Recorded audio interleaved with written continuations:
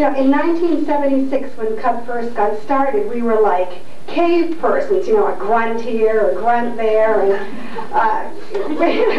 you know, trying to just figure out what was happening to us, what was going on inside of us, and how we could express this to others, and brainstorm with others, and hone in on it. And then we gauged our reactions to grunts. You know, we thought about, you know, being concerned United Natural Parents, and then we gauged that reaction, and we realized that that would be offensive to some adoptive parents, who then say, well, that makes us feel unnatural, and we wanted to respect where they were, and so we came up with Birthparents, and by then Annette Barron and Reuben Pannon and Arthur Sorowski's book was out, The Adoption Triangle, and they used Birthparent, but as 2 words, and we experimented with that, and that didn't feel, it was closer, because it dignified the birth process, and that's our connection to our kids, and we thought that was very good. But we wanted something even better. We didn't want to be CUB, you know. So we experimented, and we thought, Concerned United Birthparents, 1 word. Boy, that felt good, because we were like grandparents, progenitors, and nothing could take our progenitorship away from us. Not signing 1,000 pieces of paper could take away what God and what destiny had made us to our children, which is Birthparents and that connection. And as we did that, we were reforming the language of the larger world, and we began to see Birthparents, 1 word, appear here and there, and began to feel really good about it. But back then, you know, without a name, Birthparents were called everything in the book, and then some were pretty dirty books. And even by ourselves, when I first started to awaken, which was 10 years after the surrender of my child, I wasn't in touch with any other birth parents, and I needed to be. I needed to know if I was alone with my awakening. And the Boston Globe has a section in its women's pages called Confidential Chat, and everybody writes in about recipes and how to take care of your kid who's hyperactive or whatever. So I wrote a letter to the Confidential Chat and signed myself, Biological Mom.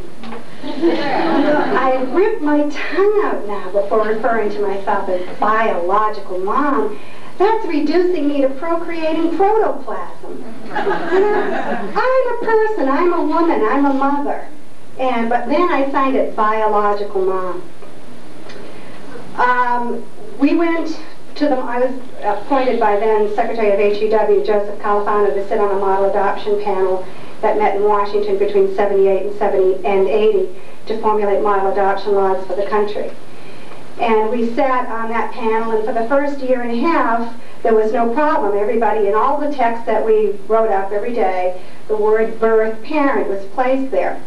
6 months before the termination of our duties, 2 persons came into the meeting, 2 of these experts came into the meeting, and one was Betsy Cole of the Child Welfare League, and one was Lori Flynn of the North American Council on Adoptable Children. I think we need to be accountable for what we say or do, so I would say who they are.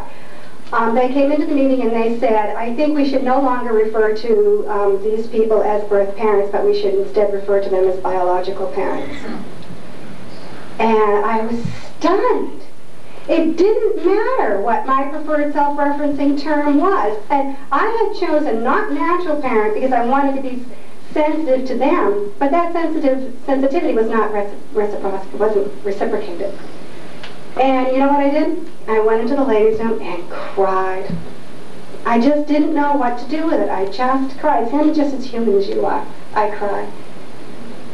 And I went back out there, and Elaine Schwartz, who was a staff member of HEW, came up to me afterwards, and she said, why don't you use natural parent? And I told her. But time wore on, and I didn't feel that I had any advocates, and on our last day, Elaine Schwartz advised the panel that she, as a staff member, had to write a report on the panel and their interaction and how it all worked out. And she said she was going to say some really good things about the panel, except that they wouldn't be sensitive to the word birth parent. And she gave them the option of changing it back to birth parent, or to have her write that up in her report. And they changed it back to birth parent. And then more time wore on, and we just heard birth parent, saw birth parent everywhere.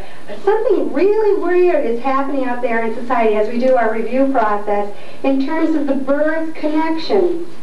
And this really honed in for me when I was after the Cabbage Patch Kid mania erupted.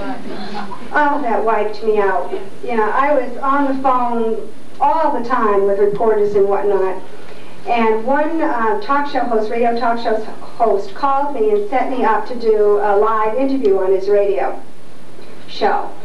And during our preliminary conversation, he indicated that he was an adopted child. I mean, he didn't sound like a child to me. He sounded like a very grown-up person, and I suggested that, perhaps he was an adopted man. And he said, well, I'll always be Mommy's little boy. That should have told me something. But I did the show anyway because education at all costs must go on, right? One must put aside and hope to educate and so forth. So we were doing the show, and he said on air, well, why do you want to be called birth parent? And I went into why I wanted to be called birth parent, and he said, well, that's all well and good, but I'm going to call you biological parent anyway. And I was shocked. And then he opened it up to callers, and a woman called in, and she said she was an adopted child too, and that she agreed with him that I should be called biological. And I said, and it doesn't matter to you that that's my preferred self-referencing term? It doesn't matter to you that I find biological offensive? It doesn't matter to you that if I were black I would find that as offensive as calling me nigger? That doesn't matter? No, she said. And in my shock I continued the show, and I hung up and I shivered. I was so angry. I just sat in my office and shivered. So I reviewed, I gauged that reaction, and I talked to other CUB leaders, and I decided at what point does one set aside education and do what's right for you? I mean, would Martin Luther King sit through a radio show while they were calling him nigger? I mean, what does one do? And I decided that I would give my spiel the next time, and I would say why I wanted to be called birth parent, and I would say that I understood that biological parent might be their conditioning, might be what they grew up with, but that the next time now that they knew and they called me biological parent, that the conversation was not going to be productive, and I would take the next caller. And if the host was of the same frame of mind, then I would just simply have to discontinue the conversation and hang up. Because at some point, we have to be true to us. At some point when you educate, and it doesn't get any place, you have to do what's really right for you. Talking some more about words, and I was indicating before we were talking about being second stage family advocates and reviewing what we had reviewed before and reevaluating what we had bought in before. Bonnie was saying that she would prefer just to be mother and without birth mother, and I'm sure that adoptive parents prefer to be called mothers and fathers without the preface of adoptive. I don't really have a problem with being a birth mother, but I can respect that mother is fine. But as a second stage family advocate, I'm sort of reconsidering the use of the word adoptee.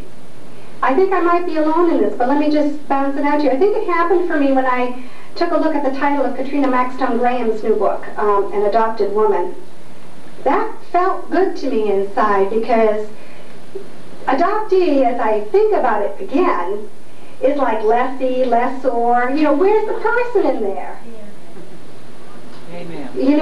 And I never really thought about it before, but it felt really good. I'm getting a lot of nods here. It's good to be adopted woman, adopted man, and speaking generically, adopted person, isn't it? Well, I'm glad to see I might not be alone in that. But that's some of the things that I'm reassessing as we move along.